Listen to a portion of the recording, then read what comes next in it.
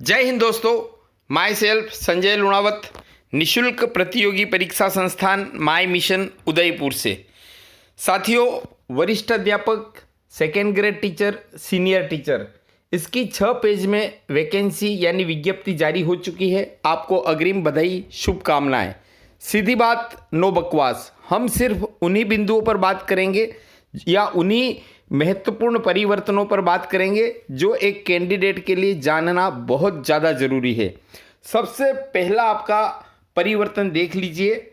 2 जो पेपर होंगे, पहला पेपर तो होता है आपके कंपलसरी जनरल नॉलेज का और दूसरा पेपर होता है वैकल्पिक विषय, जो सब्जेक्ट आप जिसमें आप अप्लाई कर रहे हैं। दोनों विषय में अलग अलग न्यूनतम 40% अंक आपको लाने ही लाने हैं। उसके बाद ही आप इस एग्ज़ाम के लिए क्वालिफाइंग कर पाएंगे। याद रखिए, न्यूनतम अंक और कट ऑफ दोनों चीज़ें अलग अलग है।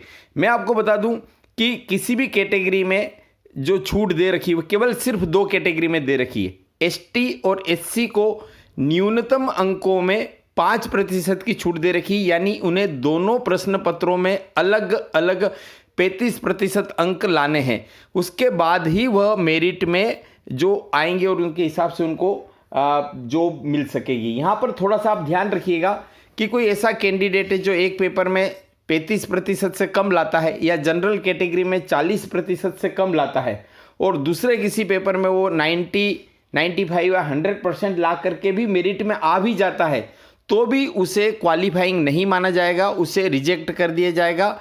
दोनों ही विषयों में अलग अलग सामान्य वर्ग के अभ्यर्थी यानी को यहाँ पर देख लीजिए आप, एसटी और एससी, इनको तो 5% की छूट के कारण इनको 35% लाना अनिवार्य।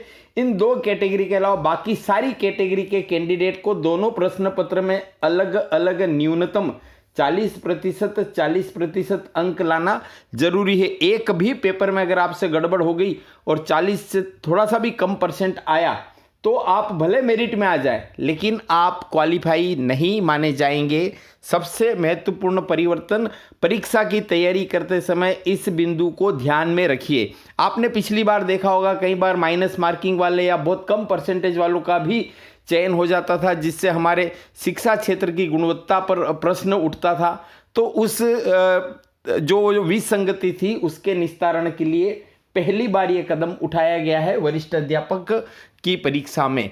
एक और महत्वपूर्ण बिंदु है कि जो टीएसपी एरिया के कैंडिडेट हैं उनके मन में अधिकतर क्वेश्चन आता है कि क्या हम नॉन टीएसपी में भर सकते हैं। जी हाँ, आपको टीएसपी के और नॉन टीएसपी दोनों में भर सकते हैं। आपको अपना प्राथमिकता क्रम बताना होगा, अन्यथा आपको बेनिफिट नहीं मिलेगा। भूतपूर्व सैनिकों के मामले में जो सबसे महत्वपूर्ण परिवर्तन हुआ है, पहले पूरे देश भर का कोई भी भूतपूर्व सैनिक राजस्थान में आरक्षण का लाभ ले सकता था। अब केवल उसी भूतपूर्व सैनिक को आरक्षण का लाभ मिलेगा जो राजस्थान का मूल निवासी है। तो इससे आप ध्यान रखिए, यदि कोई हमारे भूतपूर्व सैनिक साथी है तो पिछली बार की कट ऑफ से इस बार की कट ऑफ आपकी कैटेगरी में और भी डाउन जाएगी, क्योंकि अब आपका मुकाबला सिर्फ और सिर्फ राजस्थान के मूल निवासी आपकी कैटेगरी के अन्य सैनिकों से ही है। यहाँ पर एक बात और देखिए, एक और जो महत्वपूर्ण परिवर्तन हुआ है वह है कि यदि कोई महिला विवाह के कारण राजस्थान की मूल निवासी बनती है तो उसे एसटी, एससी, ओबीसी, एसबीसी इस तरह के आरक्षण का कोई लाभ नहीं मिलेगा। भले ही वह इस कैटेगरी की हो, भले ही वह एसटी, एससी, ओबीसी की हो और वो राजस्थान में विवाह करके आती है और यहाँ की मूल निवास बनती है, तो भी उसे सामान्य कैटेगरी में ही अप्लाई करना होगा। यहाँ पर आयु सीमा के बारे में देख लीजिए। आयु सीमा भी इस बार न्यूनतम 18 वर्ष से अधिकतम 40 वर्ष रखी गई है। इसके लिए जो डेडलाइन है, जो स्टैंडर्ड डेट जो जिससे काउंट होगी, गणना होगी, वह रखी गई है 1 जनवरी 2023।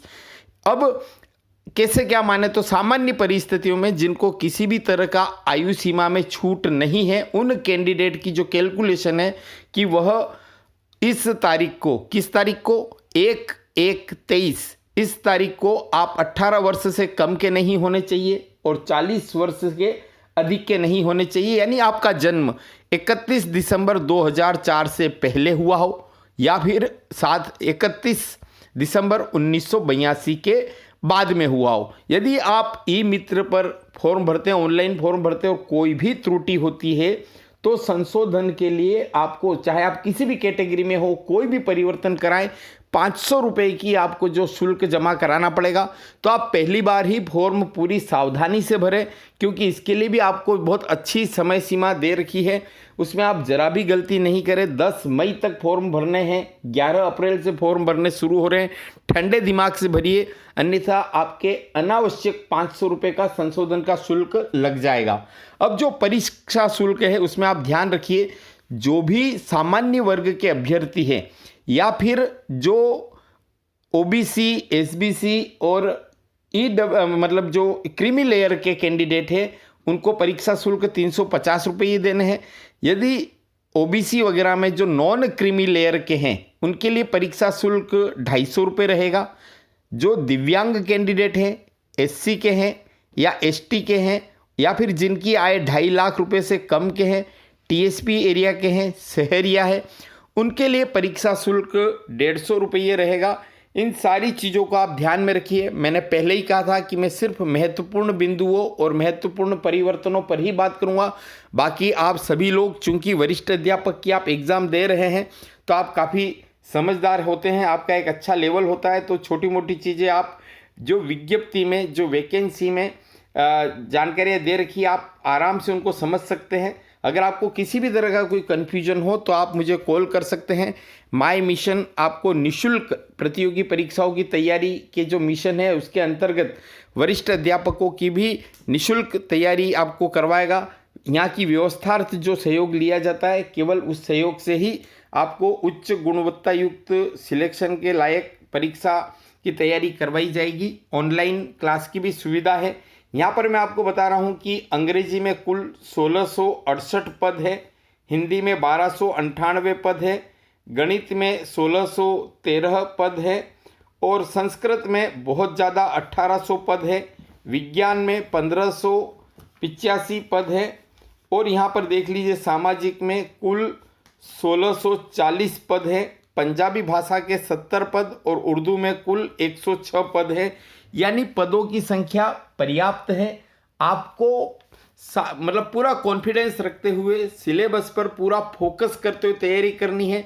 सिलेबस से इधर उधर जरा भी आपको भटकना नहीं है और सारी जो डिटेल जानकारी और भी जो इस परीक्षा से रिलेटेड है हम एक दूसरे वीडियो में भी शेयर कर चुके हैं और आगे भी आप जिस जिस तरह से गाइडलाइन चाहेंगे उस तरह से आपकी सेवार्थ हम गाइडलाइन हेतु वीडियो बनाते रहेंगे। ऑफलाइन और ऑनलाइन जो भी क्लास आप ज्वाइन करना चाहें कर सकते हैं, पूर्णतया निःशुल्क है। केवल व्यवस्था और अनुशासन को बनाए रखने के लिए जो सहयोग लिया जाता है, इसके अलावा पूर्णतया निःशुल्क है। धन्यवाद। जय हिंद।